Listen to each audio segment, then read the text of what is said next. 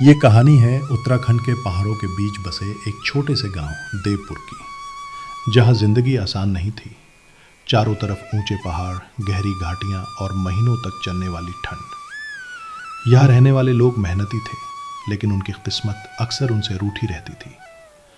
इसी गांव में रहता था हरदेव, एक गरीब पत्थर तराशने वाला कारीगर। दिन भर वो पहाड़ों से पत्थर काटता, उन्हें तराशता और छोटे मोटे मूर्तियां बनाकर बाजार में बेचता। उससे जो थोड़े बहुत पैसे मिलते, उन्हीं से उसका घर चलता। हरदेव की पत्नी कमला थी, सीधी सादी लेकिन हालात से थकी हुई। उनका एक बेटा था अमित, जो पढ़ाई में बहुत तेज था और बड़ा होकर इंजीनियर बनना चाहता था। हर सुबह हरदेव अपनी टूटी चप्पल पहनकर निकलता और कहता, कमला, आज कुछ अच्छा काम मिल गया तो शाम को आटा दाल सब ले आऊंगा। कमला हल्की मुस्कान के साथ जवाब देती, भगवान करे आज किस्मत साथ दे।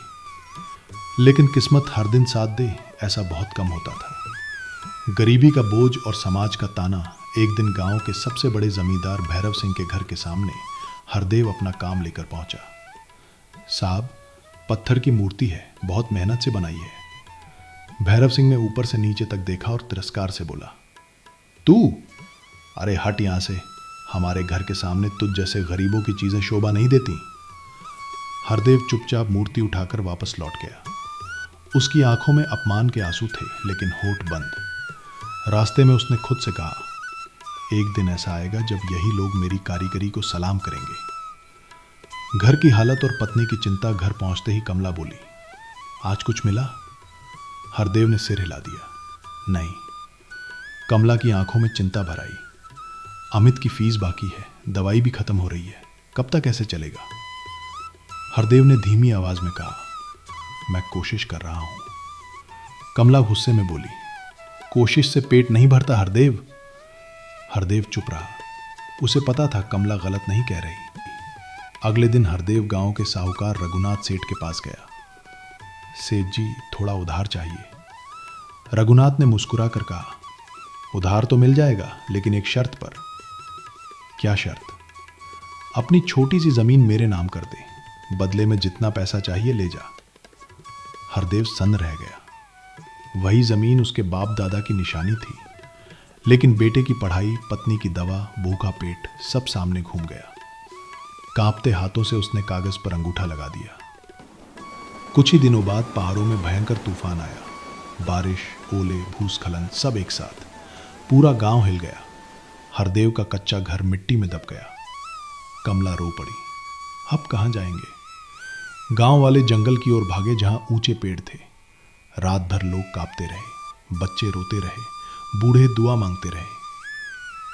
सुबह हरदेव ने देखा चारों तरफ तबाही, लेकिन उसी पल उसके दिमाग में एक विचार आया, अगर पेड़ों पर घर बना दिए जाएं। उसने लकड़ी काटी, रस्सियां बांधी और पेड़ों के ऊपर छोटे छोटे मजबूत घर बनाने लगा। लोग हैरान रह गए। कमला बोली, तुम ये सब कैसे कर लेते हो? हरदेव मुस्कुराया, गरीब की मजबूरी ही उसकी सबसे बड़ी ताकत बन जाती है। कुछ ही दिनों में पूरे गांव के लिए पेड़ों पर सुरक्षित घर तैयार हो गए। लालच का चेहरा रघुनाथ सेठ भी वहां पहुंचा। घर देखकर बोला, अरे वाह, ये घर तो शानदार है, ये तो मेरा होना चाहिए। हरदेव चौंका, कैसे? सेठ हंसते हुए बोला, कागज में लिखा है, तेरी हर संपत्ति मेरी, अब ये घर भी मेरा। कमला गुस्से से बोली, इतनी आपदा में भी तुझे लालच सूझ रहा है? सेठ बोला, मैं व्यापारी हूं, भावनाएं नहीं समझता।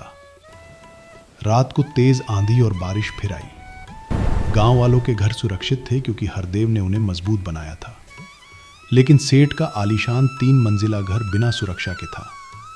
तेज हवा चली, छत उड़ गई, दीवारें हिलने लगी।